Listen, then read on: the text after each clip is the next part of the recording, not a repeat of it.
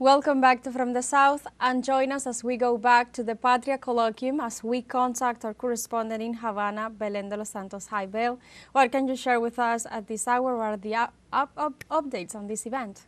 Andra, exactly as you were saying, we continue here in the 4th edition of the Patria Colloquium in Havana, Cuba, precisely in the University of Havana. And the colloquium is underway. The conference have already started. Just right now, well, as we were saying, this is also the 20th anniversary of teleSUR, so there's a lot of conferences, a lot of discussions that have to do with this legacy. We're just located right now specifically in the part of the exhibition that honors those 20 years of work. President of teleSUR, Patricia Villegas, also just gave a conference on the challenges of this past 20 years, and there's been a lot of debate about what this really means, and also this colloquium as an opportunity to think about the media platforms and the challenges, but also the possibilities of building new technologies from the global south that really allow for these discussions, that really allow for a counter-hegemonic media production. So at this moment, because we know that we have guests from over 47 countries, and at this moment we are joined by Rob Lucas. He is from England. He's the director, the publishing director of the New Left Review. So thank you so much, Rob, for joining us. And I would like to ask you, in this event, one of the main discussions has to do with the possibility of building new technologies, sovereign technologies. How does that come into play in this global scene? Well, I think fundamentally at the moment we're faced with a technological environment on a global level which is extremely centralized, and that's been the case increasingly over the last quarter of a century or so, particularly with the rise of the web and then Web 2.0 onwards, the social media platforms and so on, massively centralized the data and all of the computing power in general, and that kind of undermined previous visions of an egalitarian social kind of web or internet, and it's become increasingly hard to see how we can kind of push back on that terrain. And these platforms, in many ways, they're hostile terrain for us. So for me, that's the fundamental question that needs to be thought through. Historically, the kind of egalitarian answer on the technological level, in terms of software and so on, was free software that users could edit themselves, change, download freely, share freely, use as they wanted. But when things are being run on someone else's server somewhere, that freedom is in question. It's not clear what it means. So I think what we need to be thinking about is how we can establish infrastructure, an alternative infrastructure, which makes those things meaningful again. And that's where, possibly places where you do have left parties, movements, unions, etc., of some scale, they can be doing things which reinforce the development of popular sovereignty or national sovereignty. It works at different levels, at the level of technology, as a basis for other kinds of media.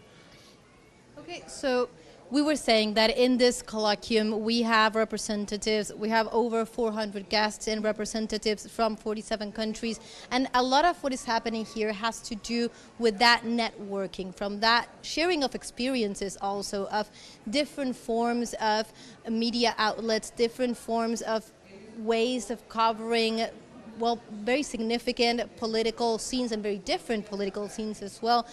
How does that networking and the sharing of experience contribute, or could it contribute to this possibility of hopefully in the coming years being able to build those sovereign technologies? Is it in that exchange that we find that possibility? Because many of the regional blocs, for example, have been talking about the importance of developing its own sovereign networks. How do you see that?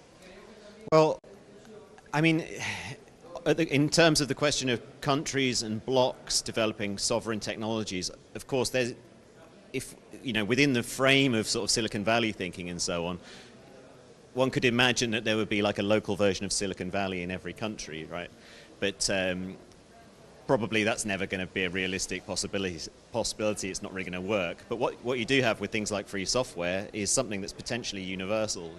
It's something that could be created by people in one place, shared with people everywhere, and so it can improve the sovereignty of people in one country and those in another country. It's not necessarily a kind of this country against that country or this bloc against that bloc kind of problem. And that's where, in some ways, there's something with a kind of what we might call an elective affinity with the traditional sort of universalism, egalitarianism of the left. And in my presentation here, I'm going to frame it in terms of a local tradition, going back to Jose Marti, where, you know, Cuban nationalism has always had this strange character of being also an internationalism or a universalism or a humanism. And in a way you could think about that in the same terms, promoting a kind of software and a kind of platform that can be shared globally by people in the global south and people elsewhere as well, can benefit people here and in all of those other places.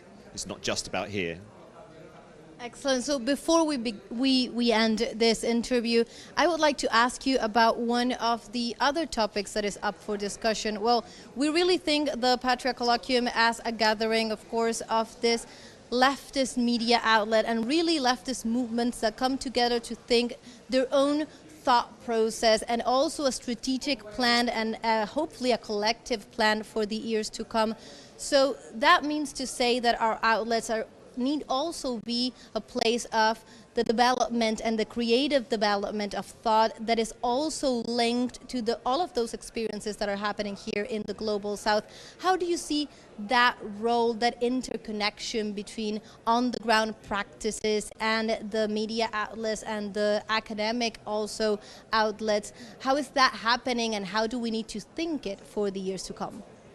I mean, we often find that the best new radical intellectuals are produced in moments of social struggle.